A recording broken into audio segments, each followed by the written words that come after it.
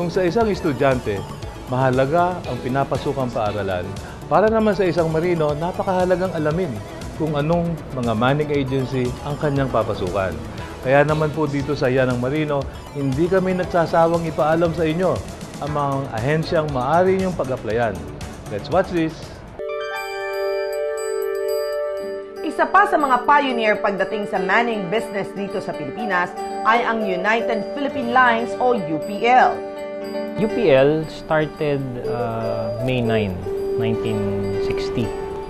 So actually, itong year na to, we will be celebrating our 52nd anniversary sa May 9. Nagsimula ang kumpanya bilang isang shipping company with only 7 cargo vessels. Unti-unting binitawan ng UPL ang shipping management noong 1980s upang mag-focus sa manning and crewing. Gusto naming maging isa sa mga pangunahing manning agency dito sa Pilipinas. Gusto namin na maging isa sa mga companies na nakakatulong sa maraming mga Pilipinong seaman. Kailangan makapagbigay kami ng trabaho sa kanila na mayroong magandang sweldo. Kaya naman narito ang kanilang mga programa. Programa na pwede kong banggitin sa inyo is yung UPL Akbay. Yan ay parang cooperative na ang mga members, majority yung mga asawa ng mga seaman namin. And with that cooperative, nakakatulong kami dun sa mga wives and their families dahil nabibigyan sila ng ibang opportunity, scholarship program ng isang principal namin, na hihingi sila ng mga application dun sa mga seaman, yung crew nila, para may apply nila yung mga anak nila na graduating ng high school. So, kumbaga parang yung college niya, sasagutin na ng principal.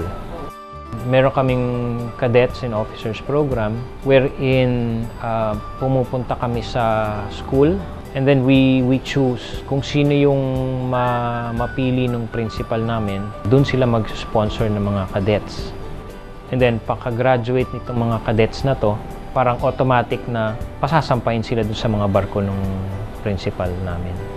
Usually, one of our biggest activity is a job fair which is sponsored by POEA. So last May 1, so meron silang job fair.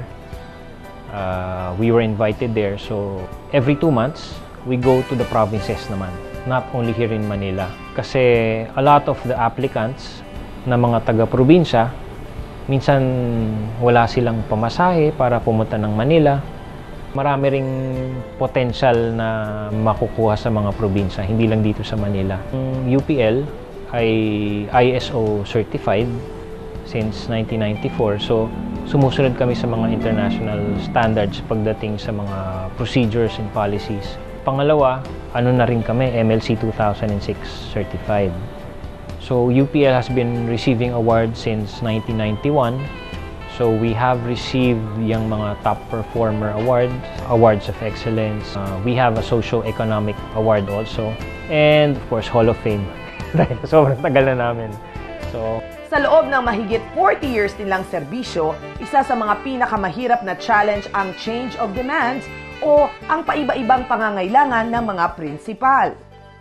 Yung mga sinasampa namin noon, sabihin natin 1980s, minsan konti lang ang alam or minsan wala pang experience, tinatanggap na ng principal. Pero ngayon, hindi na namin pwedeng gawin yon. Talagang critical na sila pagdating sa mga qualifications ng aplikante, certification, kailangan pasado sa medical, kailangan makakuha ng visa, yung shortage ng officers. I think hindi lang naman dito sa Pilipinas yan, dahil pati sa ibang countries, yun din ang challenge nila, Pero on our part, yung cadets and officers program namin actually is our way of providing a solution dyan sa shortage. Ang marino namang ito, 15 years na sa UPL. Ano nga bang sekreto at nagtagal siya sa kumpanya?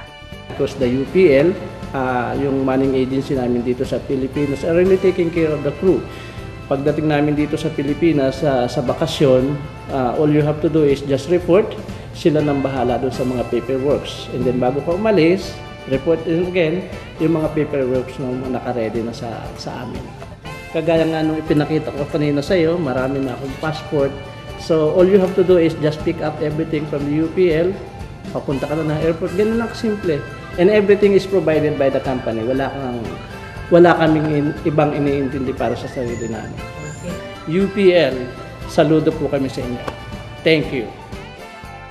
Ganyan talaga ang marinong Pinoy, loyal sa trabaho, lalo na't ipinadarama sa kanila ang pagmamahal at pagpapahalaga.